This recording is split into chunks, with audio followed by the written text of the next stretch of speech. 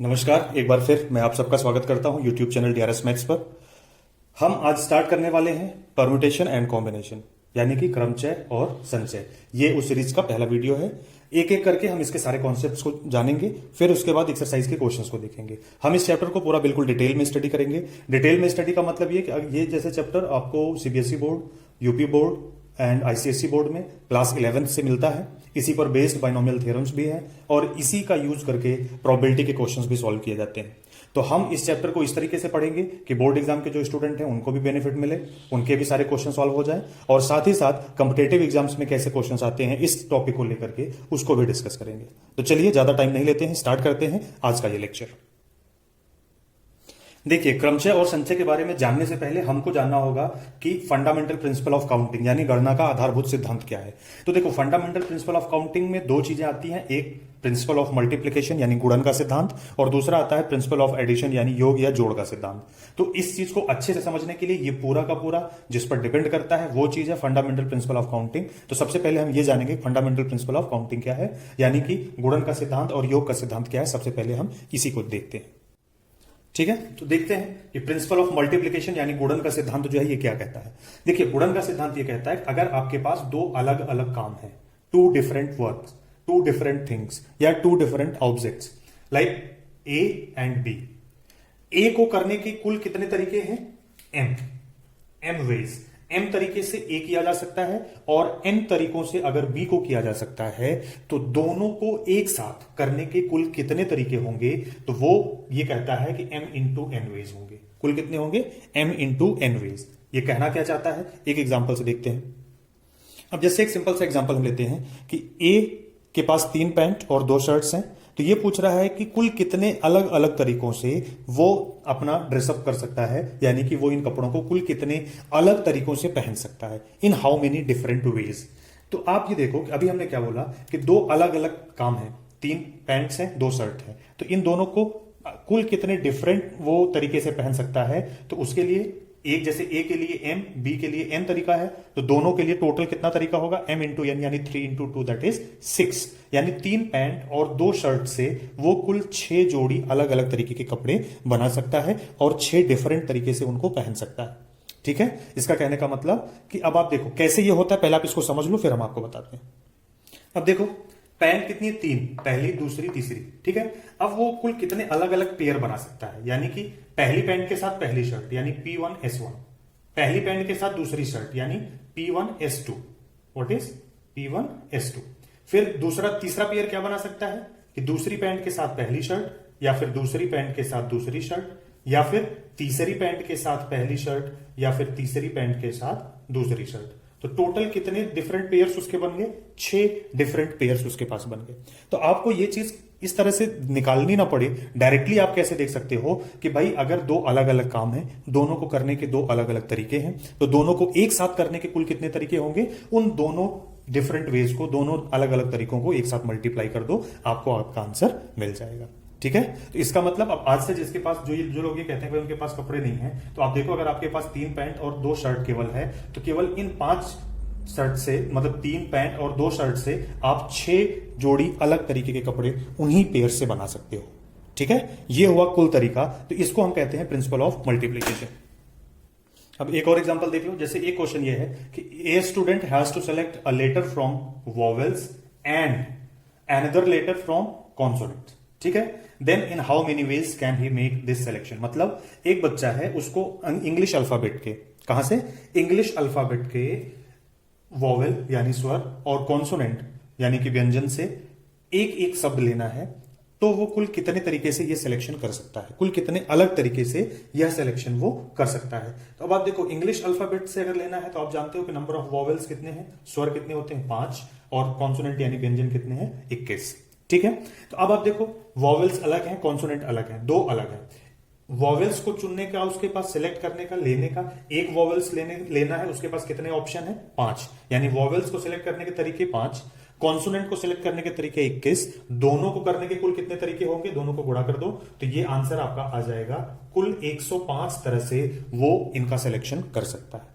ठीक है, अब आपको उन सभी तरीकों को जानने की जरूरत नहीं है, लेकिन अगर आप जानना चाहते तो हम आपको बता दें, अगर वो पहला वॉवेल लेगा एक पहला वॉवेल लेगा, उसके साथ में 21 कॉन्सोनेंट को अलग अलग करके लेगा। तो पहले वॉवेल के साथ 21 सिलेक्शन, दूसरे के साथ में भी 21, ऐसे ही तीसरे के साथ में भी 21, ऐसे ही चौथे के साथ में भी 21 और पांचवें के साथ में भी कितने हो गए 21। तो टोटल कितने हो जाएंगे 105। तो आपको हर सिलेक्शन को बनाने की जरूरत नहीं है, आप डायरेक्टली बिना कुछ देखे यहीं से आप बता सकते हो कि वो कितने अलग अलग तरीके से है। इस चीज का याद रखिएगा, जब भी ऐसा होगा दो अलग अलग प्रोसेस होंगे, दो अलग अलग काम होंगे, उनको करने के तरीके जो है वो अलग अलग होंगे और उन दोनों को करना कंपलसरी होगा। एंड वर्ड यहां पर यूज हुआ है, एंड वर्ड वहां पर यूज होगा, मतलब कि वॉवेल स्वर लेना है एक और एक व्यंजन भी लेना है, मतलब दोनों को लेना है। यहां पर क्या है कंपल्सन है, ठीक है। तो जहां जब भी कभी भी एंड आएगा दो या दो से ज्यादा अलग अलग तरीकों को करने के लिए, तो उनके सभी तरीकों को आपको सिर्फ एक दूसरे से क्या करना है मल्टीप्लाई कर देना है, सारे नंबर ऑफ वेज को, ठीक है। दूसरा हमने आपको बताया फंडामेंटल प्रिंसिपल में क्या है कि प्रिंसिपल ऑफ एडिशन, योग का सिद्धांत यानी जोड़ का सिद्धांत। ये क्या कहता है कि भाई एक ही काम को दो अलग अलग तरीकों से किया जाए। क्या किया जाए, एक ही काम को दो अलग अलग तरीकों से अगर किया जा सकता है तो उसी एक काम को करने का कुल कितना तरीका होगा m+n वेज, यानी कि दोनों तरीकों को क्या करो जोड़ दो। या फिर दूसरा ऑप्शन क्या है कि दो अलग अलग ऐसे काम जिनको एक साथ करना कंपलसरी नहीं है, जिनको क्या है एक साथ करना कंपलसरी नहीं है, ऑप्शन हो कि पहला काम करें या फिर दूसरा काम करें। यहां पर क्या होगा ऑप्शन, पहला काम करो या फिर दूसरा। अगर आपको प्रिंसिपल ऑफ मल्टीप्लिकेशन में याद हो तो वहां पे क्या था कि ए बी, यहां पर एंड था, ए एंड बी दोनों को करना था। तो अगर इसको m तरीके से इसको n तरीके से करते हैं तो ये होता है m इंटू n।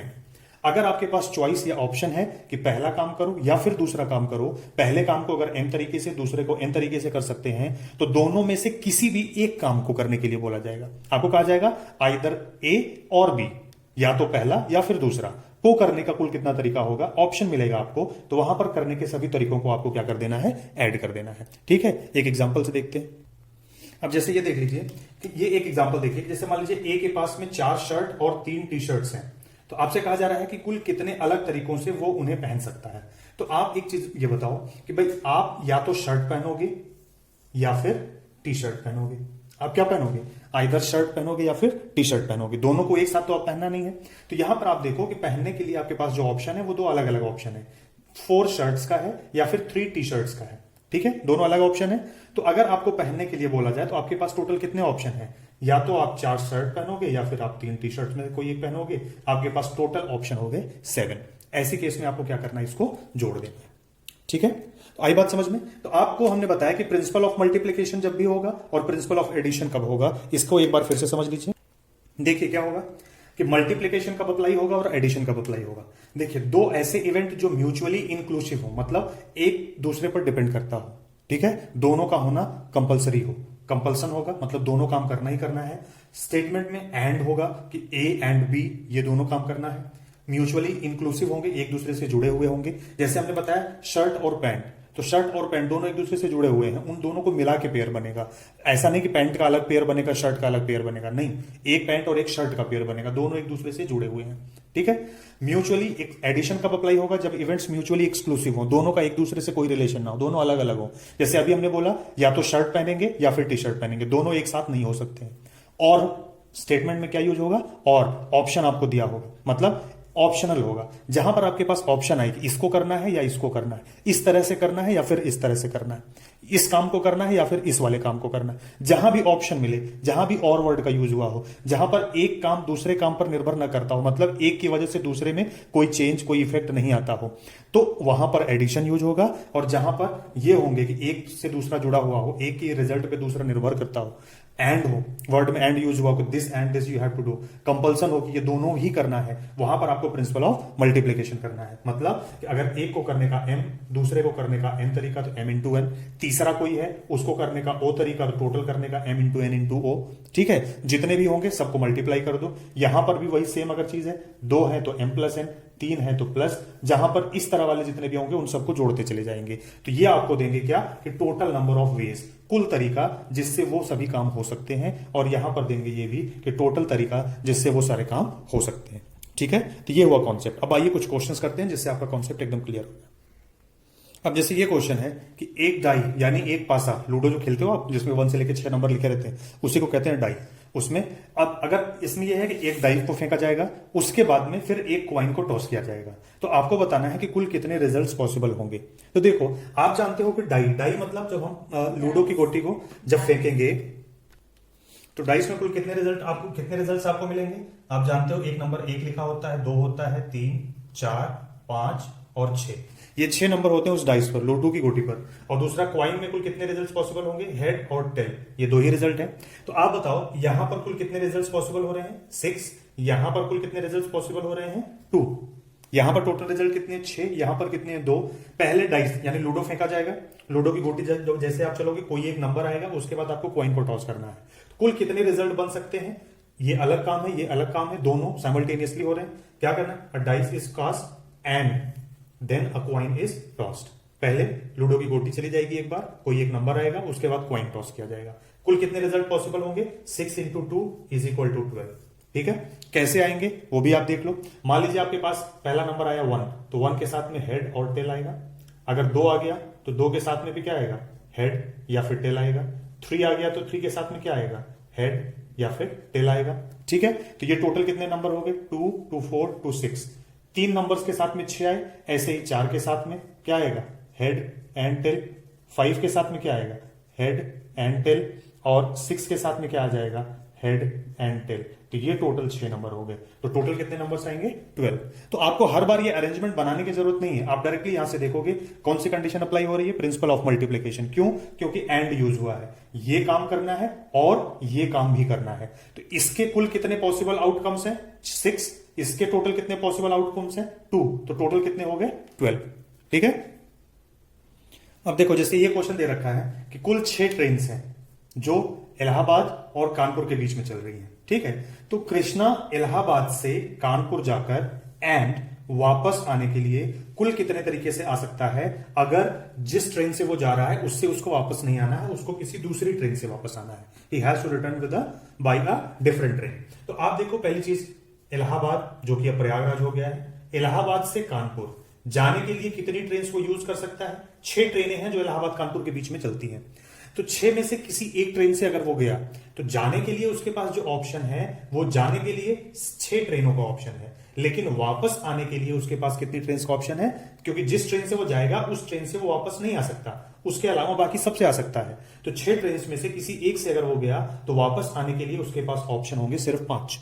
ठीक है, तो जाने का ऑप्शन हो गया कितना, 6 ट्रेन से वो जा सकता है और वापस आएगा कितने से, 5 ट्रेन से। तो उसके पास किसी भी एक ट्रेन से जाकर उसको छोड़ के बाकी किसी दूसरी ट्रेन से वापस आने के कुल कितने तरीके हो जाएंगे, 6 × 5 यानी कि 30। कितने ऑप्शंस हो जाएंगे टोटल, 30 ट्रेन से वो उसके एक ट्रेन से जाकर वापस आने का उसके पास कुल कितना तरीका हो गया, 30। अब अगर आप देखना चाहो तो ऐसे ही देख लो, 6 ट्रेन हैं ऑप्शन में जाने के लिए, 1, 2, 3, 4, 5 और 6। अगर वो पहली से गया तो वापस आने के लिए 5 ऑप्शन है, दूसरी से गया तो वापस आने के लिए 5 ऑप्शन है, ऐसे ही जब वो 6वीं से भी जाएगा तो उसको वापस आने के लिए कितने ऑप्शन हैं, 5। इन सभी को जब आप ऐड करोगे तो आपको मिल जाएगा टोटल 30 ऑप्शन है। ठीक है, तो आपको ये कैलकुलेशन ये दिमाग में लगाना पड़े, उसके लिए सिर्फ एक ही चीज दिखना है कि भाई 2 अलग अलग काम है, एक हुआ जाना, दूसरा होगा आना। जाने के लिए 6 तरीके हैं, आने के लिए 5 तरीके। तो दोनों काम अगर करना है, जाकर वापस आना है, तो जाकर वापस आने के कुल कितने अलग अलग तरीके होंगे, वो हो जाएंगे 6 × 5 यानी कि 30। ठीक है, देखो अब जैसे ये क्वेश्चन दे रखा है कि how many 4 digit numbers can be formed with the digits, कौन कौन सा, 1, 2, 3, 5, 7, 9 only when repetition of digits is not allowed. मतलब ये जो 6 डिजिट्स हैं, टोटल कितने डिजिट्स हैं, 6। ये 6 डिजिट्स का यूज करके, इन 6 अंकों का यूज करके 4 डिजिट का एक नंबर बनाना है, जिसमें कंडीशन ये है कि इनमें से कोई भी नंबर दोबारा नहीं आ सकता है, रिपीटिशन अलाउड नहीं है। तो अब देखो हमने मान लिया कि भाई 4 डिजिट का जो नंबर होगा, first, second, third, fourth position हमने ले लिया ऐसे। ठीक है, ये इकाई, दहाई, सैकड़ा, हजार, जैसे भी आप समझो। अब आप ये देखो कि ये 6 नंबर्स हैं, इनमें से इन 4 डिजिट के नंबर्स बनाने हैं। तो अब आप देखो, चाहे इधर से फिलअप करो डिजिट्स को, चाहे इधर से सिलेक्शन करना शुरू करो, आपके पास क्या तरीका है, कोई भी एक। मान लो जब हम पहले ही फर्स्ट नंबर के लिए सिलेक्शन के लिए आएंगे तो हमारे पास 6 ऑप्शन है। तो पहली डिजिट को सिलेक्ट करने के लिए हमारे पास कितने ऑप्शन है, 6। यानी इस काम को करने का हमारे पास कुल 6 तरीका है। ठीक, अब कोई भी एक नंबर अगर यहां पर यूज हो गया तो 6 में से कितने नंबर बचेंगे, 5। अब जब हम सेकंड डिजिट का सिलेक्शन करने जाएंगे तो हमारे पास ऑप्शन कितने बच रहे हैं? 5। उस 5 में से कोई एक नंबर अगर यहां यूज हो गया तो अब इस थर्ड नंबर के सिलेक्शन के लिए हमारे पास कितने नंबर बचेंगे? बिल्कुल सही, 4। ऐसे ही फिर जब हम चौथे नंबर के सिलेक्शन के लिए जाएंगे, एक नंबर यहां यूज हो गया तो कितने नंबर्स बच रहे हैं? 3। ठीक है, इस तरह से आपको अभी ये पता चला कि इन चारों को, ये जो 4 काम है आपके पास, चारों डिजिट्स का डिसीजन लेने के लिए, ये 4 अंकों का चुनाव करने के लिए, पहले के लिए 6 तरीके, दूसरे के 5, तीसरे के 4 और चौथे के 3 तरीके हैं। चाहे आप इधर से करो चाहे इधर से करो, यही नंबर आपको मिलने। अब आपको क्या करना है? ये 4 डिजिट का नंबर बनाना है, 4 अंकों की संख्या बनानी है। तो आपको ये पहला डिजिट लेना है एंड दूसरा डिजिट लेना है एंड तीसरा डिजिट लेना है एंड चौथा डिजिट भी लेना है। मतलब ये चारों आपको लेना है, चारों कंपलसरी है, ऑप्शन नहीं है। ये चारों लेंगे तभी जाके ये नंबर बनेगा। तो इन चारों डिजिट्स को लेने के, जिनके ऑप्शन 6, 5, 4 और 3 है, कुल कितने तरीके होंगे? 6 × 5 × 4 × 3। कितना तरीका हो गया? 6 × 5 = 30, 4 × कितना हुआ? 120, 3 × 360। ठीक है, या 4 × 3 = 12, 5 × 60 और 60 × 6 कितना हो गया? 360। कुल 360, 360 तरीके से 364 डिजिट नंबर्स आप बना सकते हो इन डिजिट्स का, इन अंकों का यूज करके, जिसमें एक भी डिजिट रिपीट नहीं होगी। ठीक है, देखो नेक्स्ट क्वेश्चन ये दे रखा है कि how many 4 digit numbers can be formed with the digits 3, 5, 7 and 9 only. यहां पर कोई रिस्ट्रिक्शन नहीं, कोई कुछ नहीं बोला, सिर्फ आपसे ये बोला है कि 4 डिजिट नंबर्स बनाने हैं 3, 5, 7 और 9 डिजिट्स का यूज करके। ठीक है, तो 3, 5, 7, 9 टोटल कितने डिजिट्स है आपके पास? 4। ठीक है, अब आप चाहे इधर से डिजिट्स का सिलेक्शन करिए या फिर इधर से। रिपीटिशन के लिए कोई रिस्ट्रिक्शन नहीं है। पिछले क्वेश्चन में बोला कि रिपीटिशन अलाउड नहीं है, यहां सिर्फ इतना बोला कि चारों का यूज करके कुल कितने नंबर्स बन सकते हैं। ठीक है, कोई रिस्ट्रिक्शन नहीं है। मतलब पहले वाले प्लेस पर कितने ऑप्शन हैं आपके लिए? 4 ऑप्शन है, 4 नंबर है। फर्स्ट प्लेस के लिए कितने ऑप्शन है? 4। सेकंड प्लेस के लिए कितने ऑप्शन होंगे? अब पिछले केस में रिस्ट्रिक्शन था कि वही डिजिट दोबारा यूज नहीं होगी, यहां ऐसा कुछ नहीं बोला। मतलब हम दोबारा यूज कर सकते हैं। मतलब कि जितने नंबर्स हैं उतने ऑप्शंस होंगे सभी के लिए। पहले के लिए 4 ऑप्शन, दूसरे के लिए भी 4 ऑप्शन, तीसरे के लिए भी 4 ऑप्शन और चौथे डिजिट के लिए भी 4 ऑप्शन। सभी के लिए 4-4 ऑप्शन है। मान लो हमने यहाँ पे 3 लिया, यहां पर भी 3 ले सकते हैं, यहां भी 3 ले सकते हैं, यहां भी 3 ले सकते हैं। ठीक है, यहां पर 5 लिया तो यहां भी 5 ले सकते हैं, यहां भी 5 ले सकते हैं, यहां भी 5 ले सकते हैं। क्यों? क्योंकि यहां पे कोई कंडीशन, कोई रिस्ट्रिक्शन नहीं है। पिछले क्वेश्चन में थी। ठीक है, कि अगर यहां 3 ले लिया तो 3 कहीं और नहीं आएगा। ठीक ना? तो अब अगर ऐसे ऑप्शन हो गए, अब आप हमें क्या करना है कि 4 डिजिट का नंबर बनाना है। मतलब हमें पहली डिजिट लेनी है, दूसरी भी लेनी है और तीसरी लेनी है और चौथी भी लेनी है। मतलब first and second and third and fourth, ये चारों डिजिट लेनी है। एंड हो रहा है, चारों कंपलसरी है। तो इनको सिलेक्ट करने के कुल कितने तरीके हुए? इनको आपस में मल्टीप्लाई कर दो। तो 4 चौको 16, चौको 64, चौको कितना हो गया? 256। टोटल 256 4 डिजिट नंबर्स इन चारों डिजिट का यूज करके बनाए जा सकते हैं। ठीक है, 4 की जगह 3 डिजिट होता था, 3 3 3 3 3 लिखते हैं, तो कितने हो जाते? 81 नंबर्स हो जाते। अगर केवल 2 डिजिट होता, 3 और 5 का यूज करके 4 डिजिट नंबर बनाना होता, तो पहले के लिए 2 ऑप्शन, दूसरे के लिए भी 2 ऑप्शन, तीसरे के लिए भी 2 ऑप्शन और चौथे के लिए भी 2 ऑप्शन। तो टोटल कितने नंबर्स बनते? 16। ठीक है, तो ये तरीका है। तो आपको सिर्फ ये देखना है कि आपको जो दिया गया है वो काम करने के कुल तरीके कितने हैं, उसमें कितने प्रोसेस हैं, उन सभी प्रोसेसेस के लिए कितने ऑप्शंस हैं, वो सभी ऑप्शंस, सभी काम, मतलब सारी चीजों को करना जरूरी है। तो एंड से मतलब मल्टीप्लाई होगा, अगर ऑप्शन होगा तो ऐड होगा। ठीक है, तो इस लेक्चर में इतना ही। फिर मिलते हैं अगले वीडियो में, तब तक आप देखते रहिए वीडियोस बाय डीआरएस मैथ्स। अगर अभी तक आपने YouTube चैनल डीआरएस मैथ को सब्सक्राइब नहीं किया तो प्लीज फिर सब्सक्राइब करिए, वीडियो को लाइक करिए, अपने कमेंट्स दीजिए और वीडियो को अपने सभी दोस्तों के साथ शेयर करिए। साथ ही साथ आप प्लेलिस्ट में जाइए, प्लेलिस्ट में आपको सारे वीडियो चैप्टर वाइज अवेलेबल होंगे, एग्जाम वाइज अवेलेबल है। आप प्लीज सारे वीडियोस को खुद भी देखिए और अपने सभी दोस्तों को इसको शेयर करिए। Thank you so much. देखते रहिए वीडियोस बाय डीआरएस मैथ्स। अभी हमने परम्यूटेशन कॉम्बिनेशन को स्टार्ट किया, ये पहला लेक्चर है। इसके बाकी के लेक्चर्स में और इसके साथ ही साथ हर टॉपिक पर ढेर सारे क्वेश्चंस को भी हम प्रैक्टिस करेंगे। Thanks for watching this video.